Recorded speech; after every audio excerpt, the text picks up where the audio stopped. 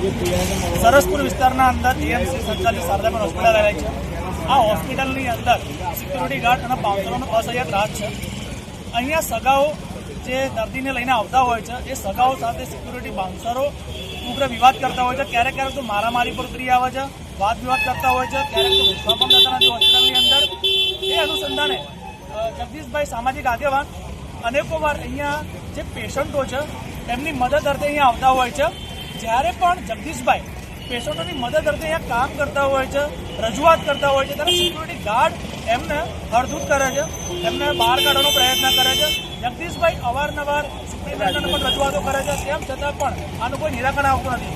આપણે બધા કહેવા સાંભળી છે કે ચા કરતાં કેટલી વધારે ગરમ હોય, એવો જ ઘાટ શારદાબેન હોસ્પિટલની અંદર ઘડાયેલો છે। સિક્યુરિટી બાઉન્સરો પોતાની જાતે એવું સમજે છે કે શારદાબેન હોસ્પિટલ અમારા બાપનું છે, એટલે ભાઈ શારદાબેન તમારા બાપનું ક્યારથી બની ગયું? એટલે પેશન્ટની સાથે જે સગા આવે તો એની સાથે તમારે ગેરવર્તન જ કરવાનું।